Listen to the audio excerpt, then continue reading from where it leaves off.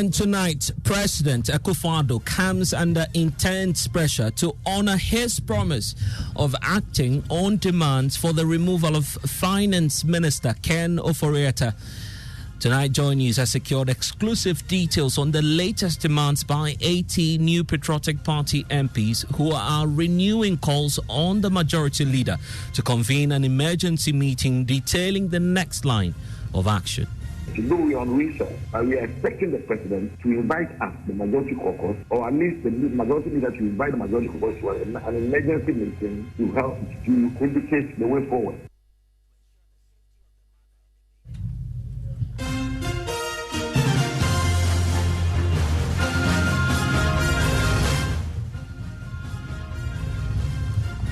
And Top Story, as always, is brought to you by Vodafone. Further together, I'm Blessed Suga. And tonight, President Akufo-Addo has come under intense pressure to honor his promise of acting on the demand for the removal of Finance Minister Ken Ofori-Atta as Ghana's minister responsible for economic planning. Some majority NPP MPs who led the Ken Must Go campaign are back this time round with renewed calls for the dismissal of the embattled government appointee who's been blamed partly for Ghana's economic downturn with the potential of jeopardizing the fortunes of the New Patriotic Party in the upcoming 2024 general elections. Almost a year ago, President Akufo-Addo asked the majority caucus to allow the embattled finance minister to conclude negotiations with the International Monetary Fund as well as the presentation of the 2023 budget before any talks regarding his resignation. Well, the majority leader at the time was H.M. Sabonsu indicated that the call for the minister to go was a collective position that the entire caucus supported. But this was the president's plea that they give him some time. The group is not talking only about the finance minister. I guess you must have heard that they have also cited the Minister of State and the Minister of Finance. Right, yes. These are matters that I guess we can address. So what did the president say? Well, just like I said, look at the timing, look at the discussion with IMF, and look at the impact on the economy, the impact on the budget, the capture of the budget. You made it passionately, and I think that we will have to have a meeting again, digest what the president said, and then we'll move forward. Were your members convinced about the president's position? After the president has spoken, nobody did express any contrary opinion. In fact, nobody spoke after the president had spoken.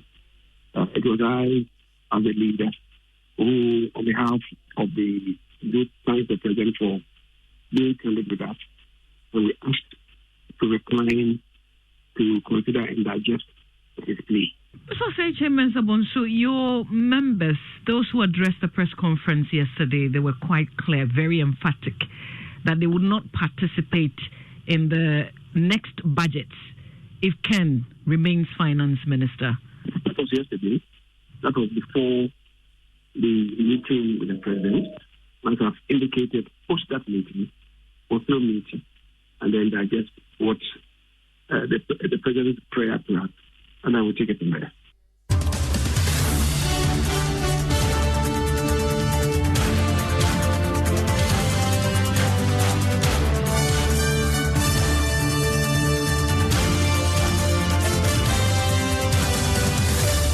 So that was the plea of the president a couple of months ago when pressure was mounting, asking for the removal of Ken Ofori-Atta. Subsequently, the leadership of the New Patriotic Party and the majority caucus in Parliament signed a memorandum of understanding which was supposed to serve as a document, a piece of evidence to mark and to back that promise made to the MPs that their demands will be met. My colleague Samuel Mbura joins us with details of this document that we also have chanced on, and this was way back as of November, correct? Yeah, November 2022. And this was jointly signed by the Majority Chief Whip, Arnold Domprey, and the General Secretary of the NPP, Justin Kodua, moments after the crunch meeting with leadership.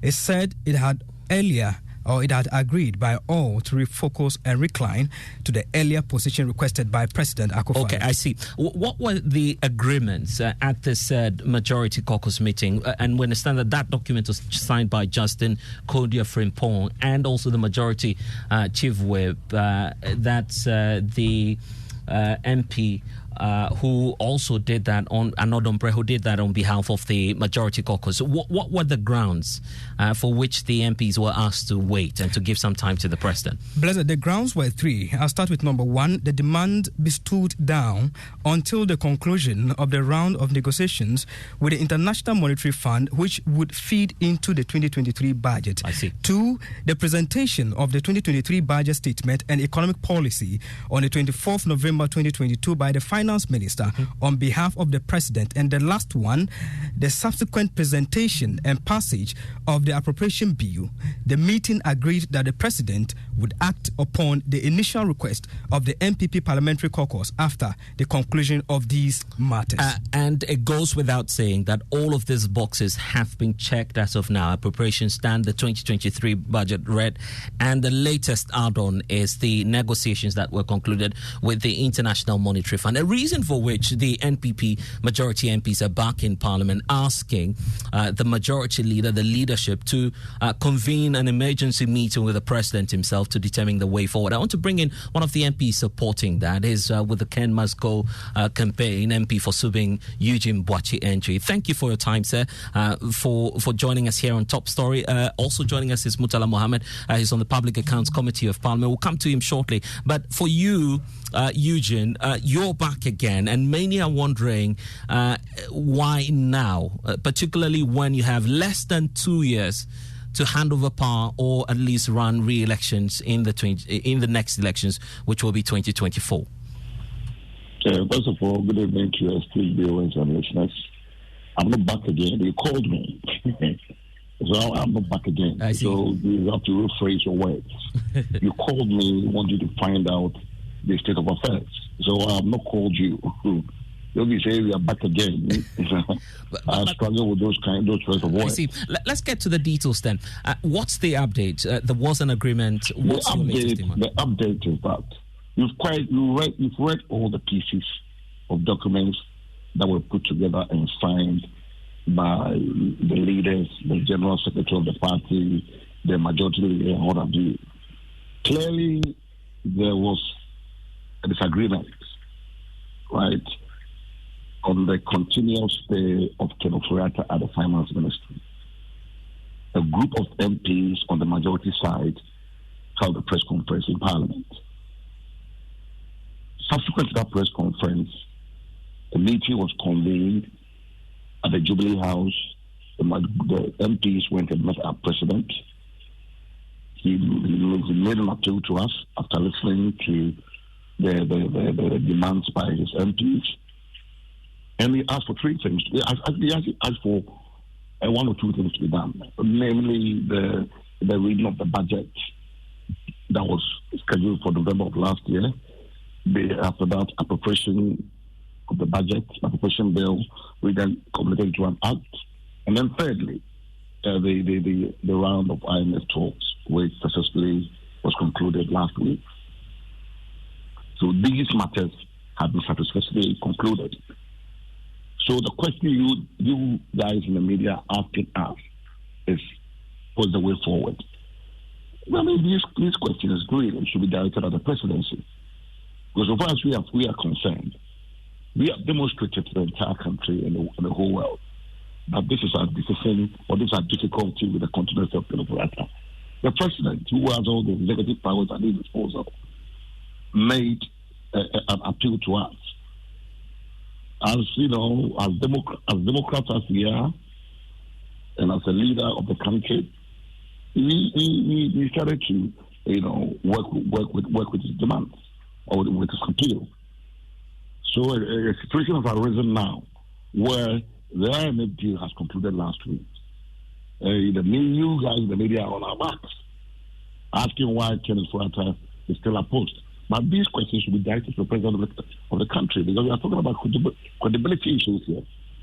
We stood with the president right? And we have played our part. So why the questions are coming back to us, the members of parliament? It really beyond me. I think that these questions should be directed to the president. I see. Initially, when it comes, we are waiting for we are on recess now. We've had a couple of meetings today because the media has been on our case since last Friday. A group of MPs met today. We are waiting for the majority leader to come and, either convene a meeting or the president convenes a meeting with the majority group and, tell us the way forward. Basically, this is where we are. See, initially when the concerns came up, the majority leader had indicated that this was a collective position. Are you certain that you still have that mass of MP, that in terms of the numbers, still backing this demand that the president needs to fulfill his promise? Yeah, the thing is, why are people so fixated on the numbers? I really don't get it. A group of MPs within the majority caucus took a position. The majority caucus in its entirety adopted that position. You understand? So why are people so it's now a majority caucus decision. It's not a decision of a few MPs. I think we have to draw that distinction. It's no more a group of MPs. It's a majority caucus decision. That is why when some of you called us last week, we said, hold on, you are waiting to hear from the majority leader or the majority leadership as to the way forward, or we are expecting to meet the president who will then say, look, this is it. We are going left or we are going right. That matter is up to he has executive powers. I know we demonstrated to him that the continuous state of Ken Ofori-Atta and the finance ministry will not inherit your electoral fortunes next year. And we continue to drum that home.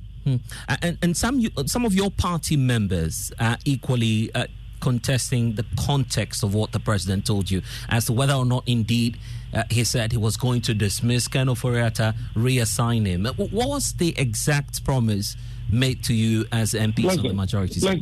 We all went to school and read English books and did literature and comprehension, what have you.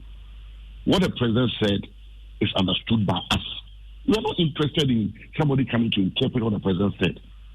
The president spoke English. Whether it's nuanced, whether it's whatever it is, he spoke English. And we understood him. So that's what matters. We are not going to bog down into A, B, what does this word mean, what does that mean. That's not our job. Our position is that the president made a plea. The plea was accepted by the group. We've worked with it. Ken Ofori-Atta successfully has brought the IMF the deal to a successful end last week. That is what it is. It's now up to the president to say, look, come on, guys, we need to sit down again. I think based on what he's done, I'm begging of you to let him continue, or give me a few months or so. I will come back to you. That's what we're expecting to do. We don't want the media asking us these questions. I do not have the power to remove Ken Ofori-Atta. My job is to expose the failings, I think, of his tenure at the ministry. I've done that, and we've done this over a period of time, right? He's one person who told the entire country that he didn't believe in this IM thing. Why is he still leading it? Principle alone, conviction alone should make you resign. And why? Why are you not asking people this question? Why are you coming back to the MPs? This man spoke and said, look, I do not believe in IMF. We have the resources, we have the capability, we have that. He told us all this. Why are you not paying him down to his words? Why are you calling the MPs now? Okay, because they are appointing authority. Because they are appointing authority, obviously, is the president. And just before I bring in, yes, you made the call. That's why I wanted to see if you're still committed to that course. Just before I bring in Mutala, one more question. No, I get that. Yes, you're not engaging in one more question. Yes, precisely. Yes, let me finish. I get that. My submission. I'll grant you the opportunity. And then you can do it. I'll grant you. Yes, I'll grant you that opportunity. There's the question about a possible replacement for Ken Ofori-Atta. We're running an economic recovery program. You understand that this will require some level of experience. Within your party, have you done that internal search, possibly recommending to the president who may replace Ken? What do you mean by fear? Was Akufo-Addo an experienced man before becoming president? Was Ken Ofori-Atta an experienced man before becoming a finance minister? Was I an experienced man before becoming an MP or a deputy minister for works and housing, a former deputy minister for works and housing? Why do you guys? We all learn on the job. Experience is not bought in the market. You acquire experience by doing the job. So we shouldn't bring these things into the equation.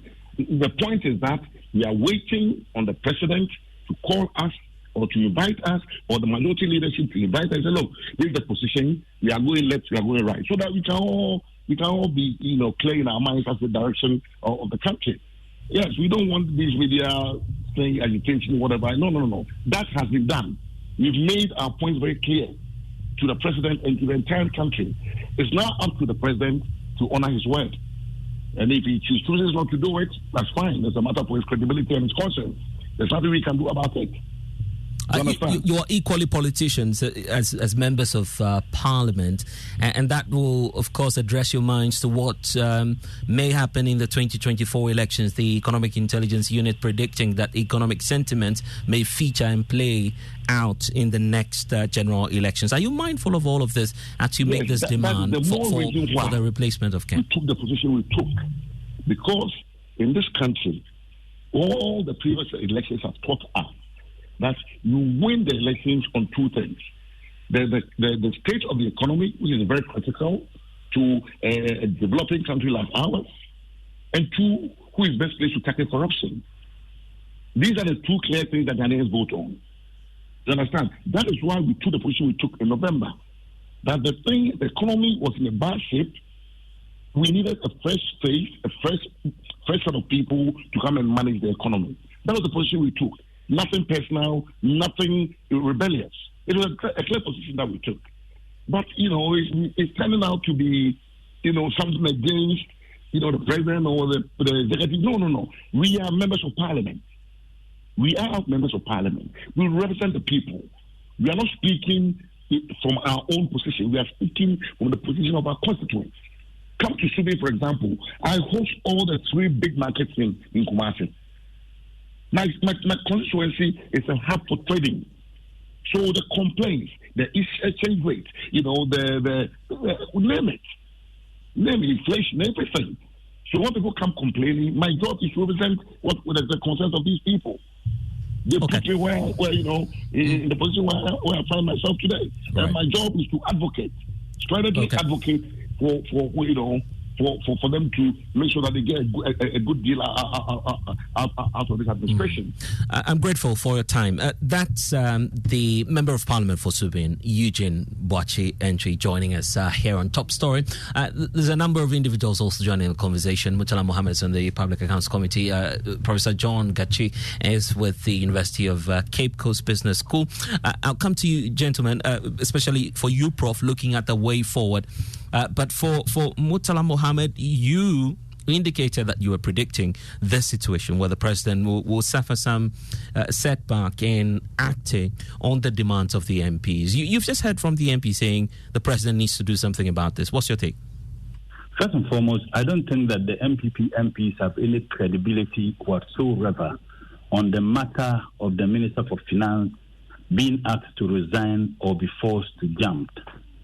We were told that about 90 MPs held a press conference demanding that Mr. Ken Ofori-Atta resigns as a Minister for Finance or be forced to jump by the President. Subsequently, it became the position of the NPP caucus, stated palpably on your medium by the majority leader. I had a program with the same Honorable Eugene on PM Express. And I guess, I don't know whether it was you who hosted the program or one of your hosts, asked him whether they had some discussions with the presidency before taking the decision, the action they took. And he said that they had a meeting with the majority leader the majority leader promised them he was going to meet the president, and that after meeting the president, the majority leader communicated to them that there wasn't any positive information. And therefore, the president was unwilling to listen to them. Now, they had an opportunity to have this Minister for Finance removed by the NDC caucus in Parliament. Honorable Eugene and his colleagues demonstrated absolute cowardice and lack of principles. They voted against the decision to have the Minister for Finance removed. The same group of people admitted, without anybody forcing them, that a businessman, a private businessman, met them and attempted to bribe them. Nobody asked them, who was that private businessman? They were unwilling and still unwilling to mention the name of that businessman. Who sent that businessman to them? What was the interest of the businessman? So today, you think that I would take any word coming from them? Absolutely no.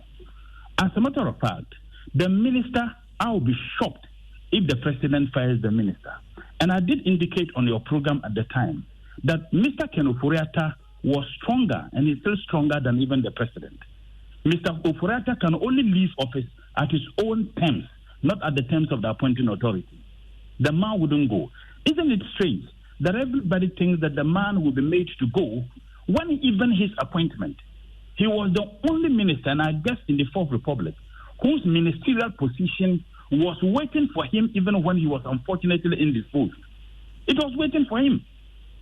The only reason why Mr. Ofori-Atta is still the Minister for Finance is because he uses Ofori-Atta. There is nothing positive. And when you make that statement, many will challenge you on that. There's no official documentation to prove what you're saying, so we are not able to substantiate that. It doesn't necessarily need to have an official documentation. Tell me one success story this man can point to. One. Look, the reason why perhaps the man is emboldened or being transigent and sometimes belligerent in maintaining his position and refusing to resign is because you cannot blame entirely the mess that is created by this government on him alone. You either blame it on the president and the vice president. He is only a person who is carrying the decisions that has landed us in the situation in which we are today. It appears So you're creating the impression that this is all about the NPP and by effect the NPP majority caucus. How about the minority itself? You had two opportunities. Let me just land on that. You had two opportunities. First off, your party executives directed that the appointments committee does not pass or go ahead to approve the nomination of Ken Ofori-Atta as the finance minister for the second term.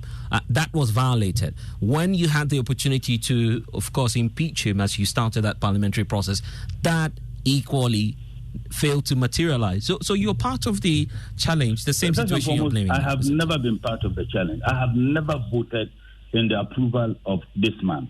I have never. And in fact, when the appointment committee sat the appointment committee vetted him, I granted interview on several media platforms, including yours, expressing my anger over the decision taken by the appointment committee in the report they submitted to plenary. The report which was submitted to plenary was that Mr. Ken Ofori-Atta and the other ministerial nominees were approved by consensus. And for the standing orders, if the approval of a ministerial nominee is by consensus, now those of us who are not members of the appointment committee are automatically denied the opportunity to debate and in voting to determine the fate of that ministerial nominee. So you remember, when my brother Okujetu was raising the issue, I challenged him and I said, look, if there was a single person who resented, if a single member of the appointment committee said, I disagree with the decision of the appointment committee, and therefore I vote against the approval, the report would have been that Ken Ofori-Atta and his colleagues would have been approved by majority decision. And any ministerial nominees whose approval is by majority decision will then be subjected to a debate and in voting. So we were denied the opportunity. So I never voted in approval of this man because I don't think he's fit to manage that ministry. And I will reiterate him. I know how discomforting it is to apprentice in the whatever MP. be the case, the man whatever is the be the Minister case, for Finance because he uses Ofori-Atta. Right, but whatever be the case, you have another opportunity now as the minority caucus to support what the NPP majority caucus is initiating.